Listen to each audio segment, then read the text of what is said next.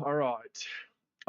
Looks like the bearish profile is starting to play out. From what I was looking at yesterday. Mm.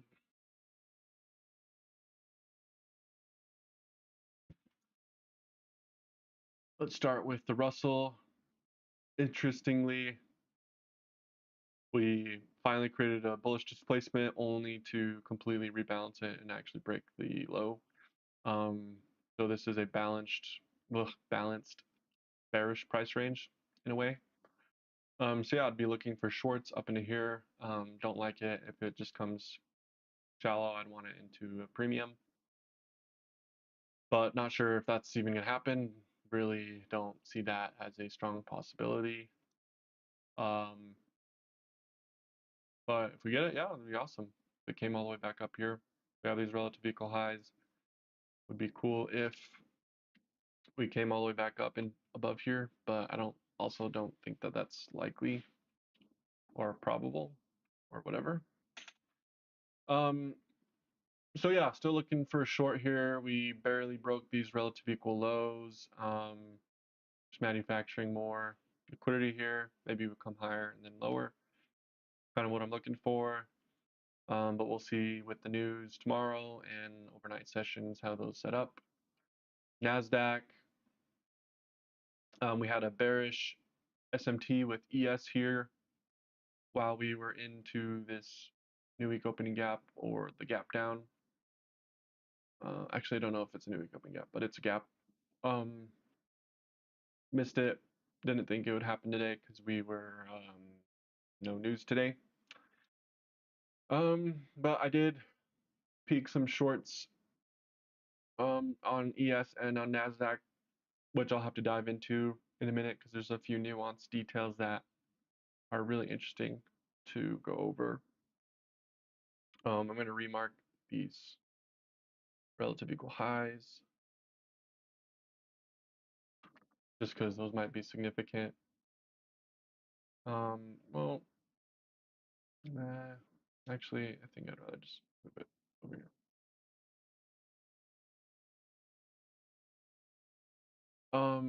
So yeah, ES got short in there. Yeah, same thing on ES. ES came up into the inverse, sorry, the daily fair value gap.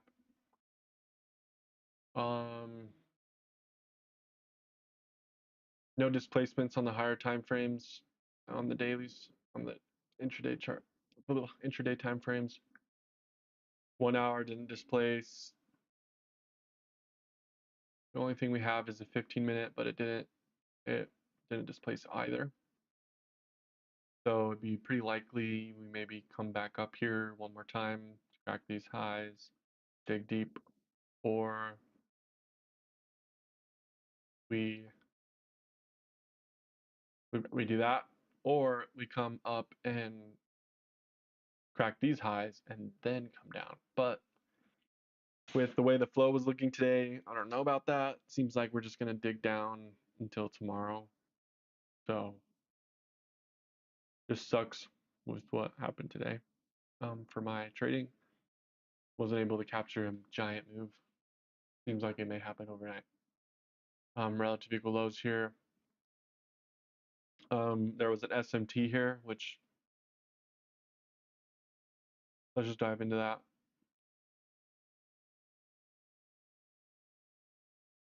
So I took a low confidence short up into here on ES. I know it was into lunch, not my classic, but that's why it was low confidence and low small size.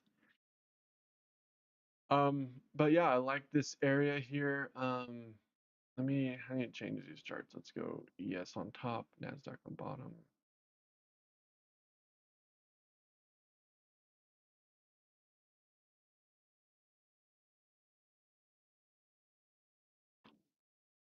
So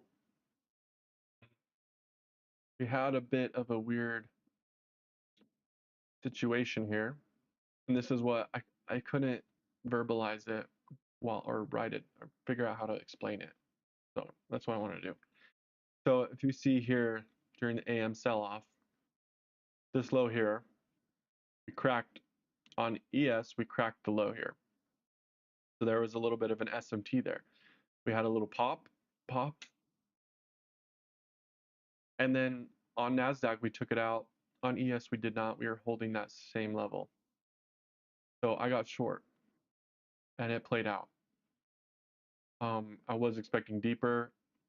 I was small size, so it changed the way I traded it. I was going for a bigger move, which is just stupid. I should have traded it like I always should have, but I changed the way I traded it because I was like, oh, small size, I might as well hold it for either break even or huge target, and didn't play out.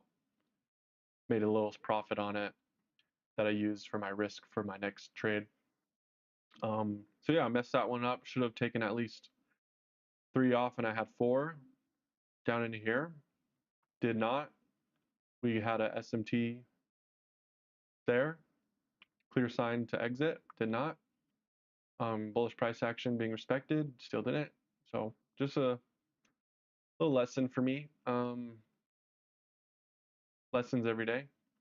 But yeah, that's an interesting area here. I really wanted to take note of this because this isn't like a setup that I've ever taken before, or like it was an SMT, but it was an interesting area for an SMT. I feel like this is a bullish. This is showing weakness in ES. We got short ES. So yeah, it makes a lot of sense.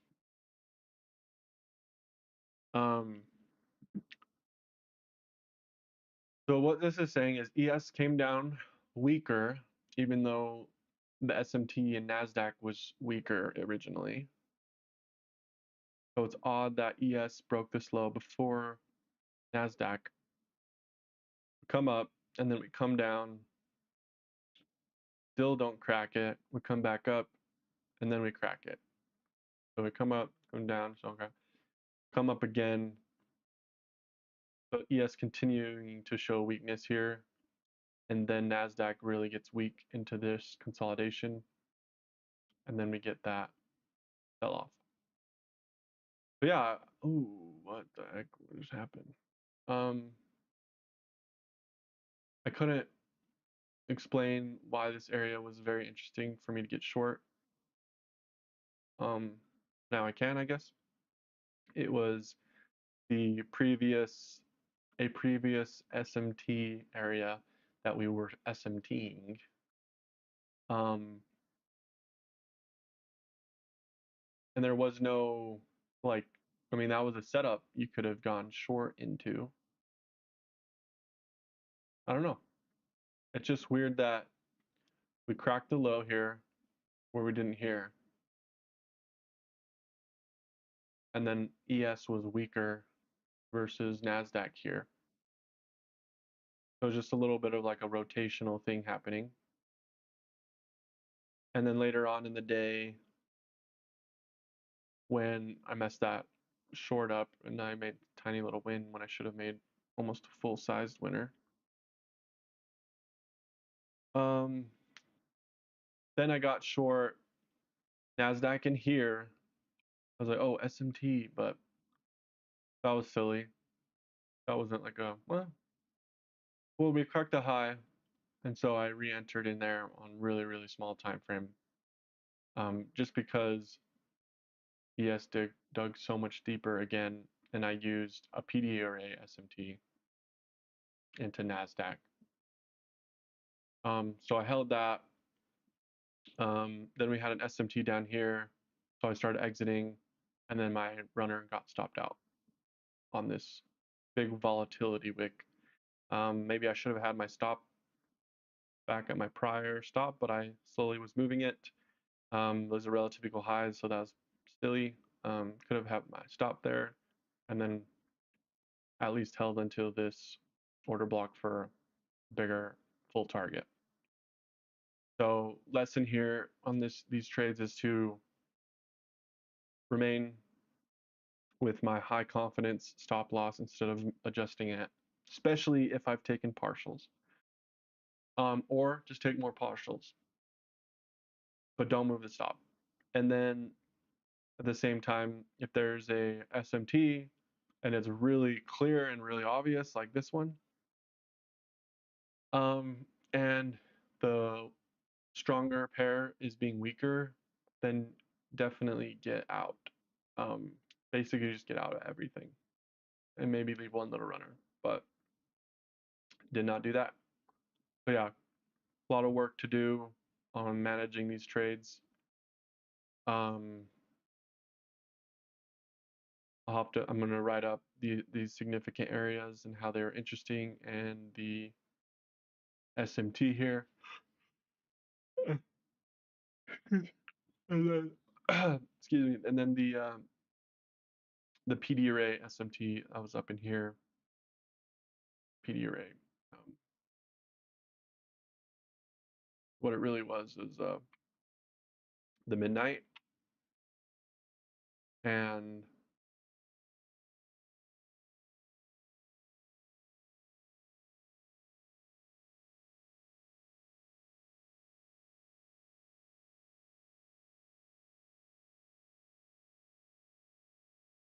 yeah, I think we took out a swing high. We were back into the old rejection area above midnight. We didn't get above midnight on this first original little sell-off, but we had other things going for us. But then we did sweep this inverse fair value gap PD array and the midnight. NASDAQ did not. That's an SMT, and had a little market structure shift, got short on that. So yeah, that's it. So yeah, I'm gonna do a detailed write-up for those two trades. My outlook tomorrow is look for shorts, possibly even on NASDAQ and ES, preferably on NASDAQ. I think NASDAQ may just possibly continue lower.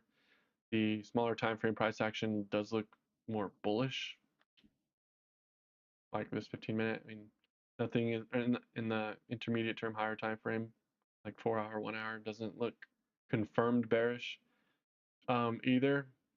So yeah, we're just gonna have to watch overnight, see if something develops. We've completely rebalanced this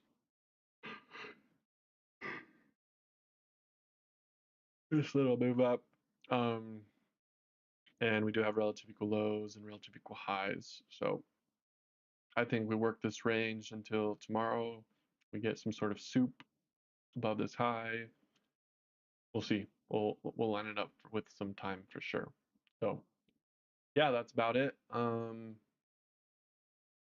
Looks like they just opened it up, and there was like a gap, weird gap on YM.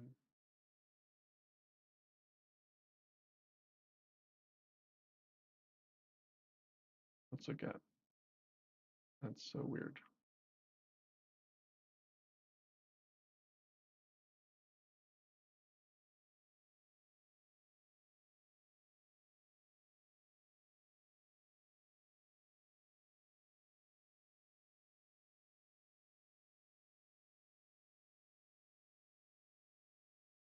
Yeah, a weird little gap there, but yeah, that'll be what we look for tomorrow. YM has these equal highs. YM is the strongest, so if I do want to get short, I'd probably wait up until here.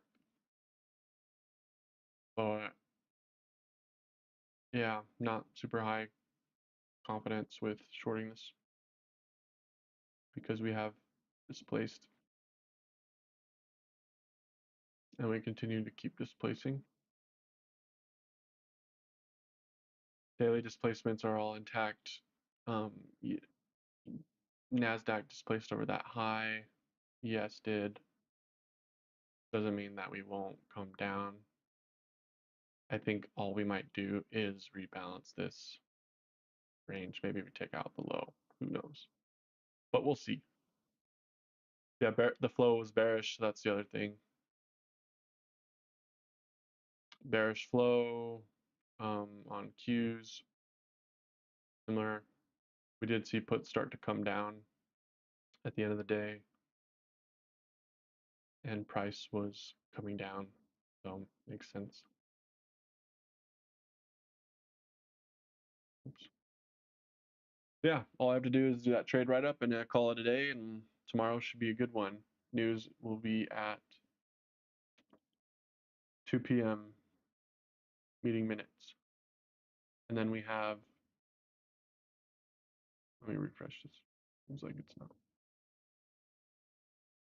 Yeah, so afternoon news, and then Thursday, a lot of news, and Friday, a great, nice, volatile day with Jackson Hole. Okay. So yeah, we don't have news until tomorrow. We do have crude oil at 10:30. So yeah, gonna show up tomorrow bright and early. Adios.